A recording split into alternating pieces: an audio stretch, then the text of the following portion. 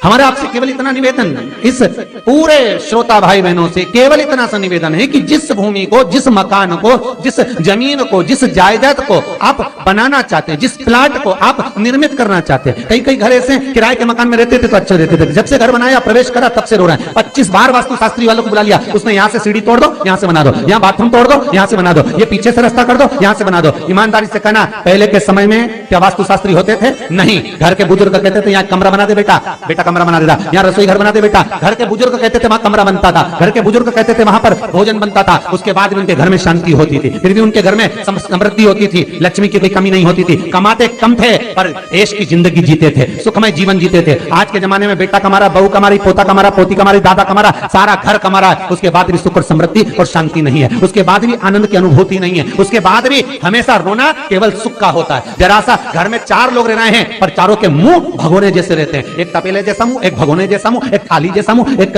बल्टोई जैसा मुंह, सब कोई बोलने को तैयार नहीं, क्योंकि जब जब बोले तो बर्तन की आवाज आए तो बोलेगी। एक माँ बैठी टीवी के सामने, एक माँ बैठी, एक सोफे पे बैठा, बोले ही नहीं आपस में।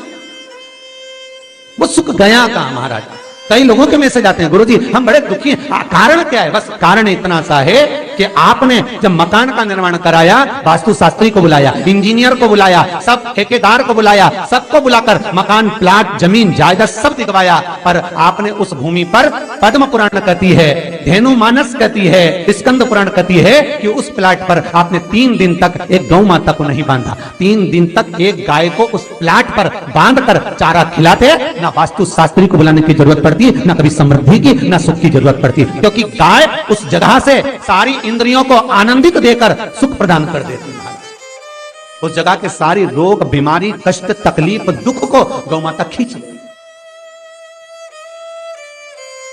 गौ माता जैसी जगत में कोई नहीं हो सकता। हाथ में घड़ी नहीं बांधती गौ माता, पर 4 बजे आपके रोटी मिलती है तो 4 बजे खड़ी मिल जाती है। 3 बजे भोजन मिलता है तो 3 बजे आपके दरवाजे पे मिल जाती है। 1:30 बजे भोजन दोगे तो 1:30 बजे ही मिलेगी। 1:20 पे दोगे तो 1:20 पे ही मिलेगी। कोई घड़ी नहीं बांधती, फिर भी समय पर आ जाती है। क्यों? क्योंकि भगवान ने उसको ऐसा बनाया है, 33 कोटि देवताओं ने उसमें ऐसा विराजमान कर दिया है कि जगत का वो कल्याण कर सकती है। उसका एक एक अंश जीव का कल्याण करने वाला है, एक एक अंश जगत का उद्धार करने वाला है। पर हम ये आज के युग में हम उसको भूल गए। आज के युग में हम ये सोचते हैं कि हम वास्तुशास्त्री को बुला लें, वो ये बता दे, हमने ये फ्लैट बनाया, हमने ये मकान बनाया, इसकी छत कैसी, इसका कमरा कैसा, वो बता देगा, सब कुछ बता देगा। उसके बाद भी लोगों के यहाँ सुख नहीं, उसके बाद भी शांति नहीं। फिर चलो तो चलो किसी बाबा जोगी क्या पूछ रहे, जो ऐसा घूम घूम के बताता, और उसके यहाँ जाकर पूछ लिया, बताओ बाबा जी हमारे घर में शांति नहीं, तो बाबा जी एक ही बात बोले, तेरे ही घर का है जिसने कुछ कर दिया।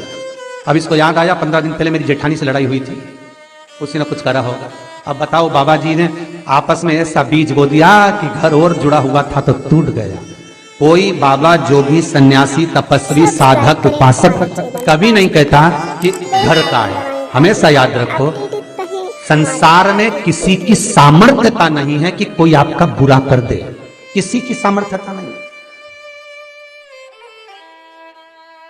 संसार में किसी की सामर्थ्यता नहीं कि आपका बुरा कर दे, बस आपका बुरा आपका किया हुआ कर्म करता, कोई दूसरा नहीं करता।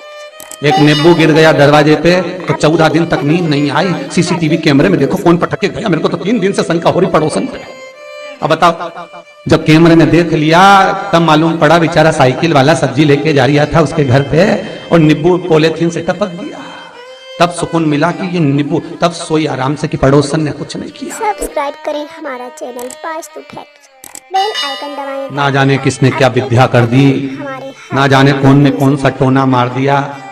केवल एक दीवार ऐसी होती है जहां पर हनुमान जी का चित्र लगाया जाता है।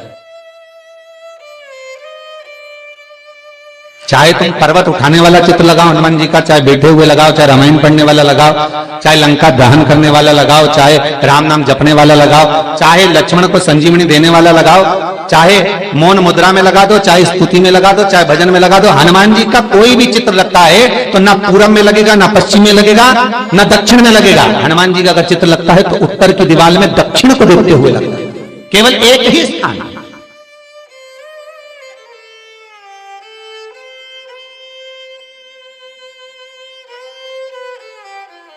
जैसे पूर्वजों के चित्र को, पितरों के चित्र को गए हुए हमारे जीवों के चित्र को दक्षिण में विराजमान किया जाता है, उसी तरह हनुमान को उत्तर में विराजमान कर कर दृष्टि दक्षिण में कर दी जाती है।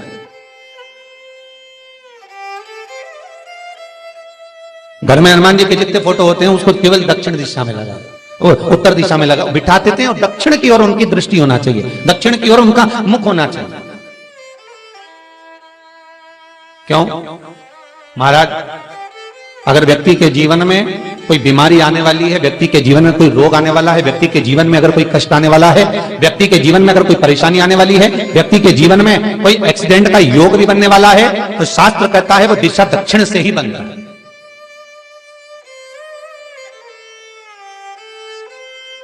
ये दक्षिण जो दिशा है ये यम की दिशा है। यहां संपूर्ण परिवार के साथ यमराज अपने आनंद में निवास करता है, यम दिशा।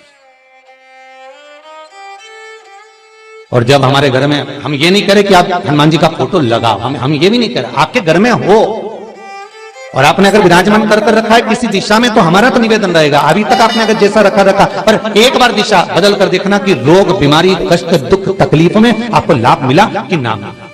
हनुमान जी ने केवल दक्षिण दिशा की ओर अगर मुख कर कर हमने विराजमान कर दिया, फोटो ही विराज दिया। हम ये नहीं कहेंगे आपसे कि आप बाजार से फोटो खरीद के लाओ फिर लगाओ, नहीं, आपके घर में हो तो आप लगा दीजिए, सब्सक्राइब करें हमारे आपके घर में हो तो विराजमान करें, बेल आइकन दबाएं ताकि आप अपडेटेड रहें हमारे हर एक वीडियो से।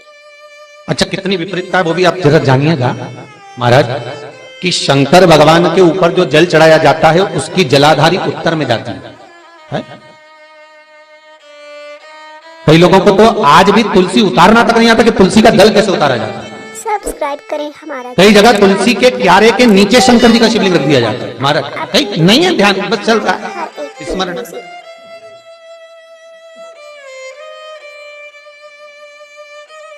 भगवान शिव का जो जल जा रहा है वो उत्तर की ओर जा रहा है, और हनुमान जी को उत्तर में विराजमान कर कर मुख दक्षिण की ओर कर दिया गया।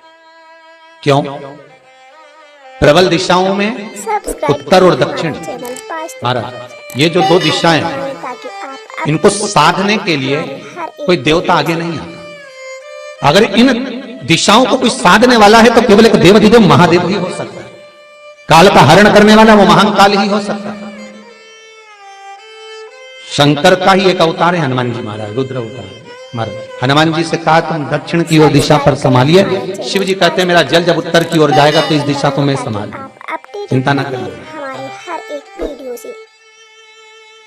किसी लड़का और लड़की का विवाह नहीं हो रहा, 30 साल हो गए, 32 साल हो गए, 34 साल हो गए, लड़का लड़की का विवाह ही नहीं हो रहा, बहुत टेंशन है माता पिता। कोई मंगली है, कोई मांगलिक है, थोड़ा ढीले कम करो, प्लेन रखो, कोई मांगलिक है, कोई मंगल है, सब्सक्राइब करें हमारा चैनल वास्तु फैक्ट, संबंध हो ही नहीं रहा, बहुत प्रयास कर रहे हैं। अपडेटेड रहें हमारे 4 दिशा का स्मरण करिए, पूर्व पश्चिम उत्तर दक्षिण का। हथेली पर आटे का दीप लगाइए, घी भर लीजिए और 4 बत्ती उसमें अलग अलग रख लीजिए महाराज। थोड़ा सा पीला चावल हल्दी में कर उसमें डाल लीजिए। हमारा चैनल वास्तु फैक्ट, जो लड़का और लड़की का विवाह करना उसी के हाथ में देना है। अपडेटेड रहें हमारे और देव उठनी एकादशी के दिन, जिस दिन देवता उठेंगे, जिस जगह पर तुलसी सालिग्राम का आप पूजन करते हो, गन्ने के नीचे, ईख के नीचे तुलसी का क्यारा रखकर पूजन करते हो, वहां पर भगवान शिव और भगवान नारायण का नाम लेकर उस दिए को रगवा दीजिए और वहीं पर हल्दी का तिलक उस लड़का या लड़की का कर दीजिए और उसके हाथ में थोड़ी सी हल्दी लगा दीजिए महाराज। सब्सक्राइब करें 2.5 महीने 3 महीने तो बहुत हो गए, उस बच्चा और बच्ची का विवाह पक्का हो गया। अपडेटेड श्री रहें हमारे हर एक शिवाय नमस्तुभ्यं, श्री शिवाय नमस्तुभ्यं, श्री शिवाय नमस्तुभ्यं।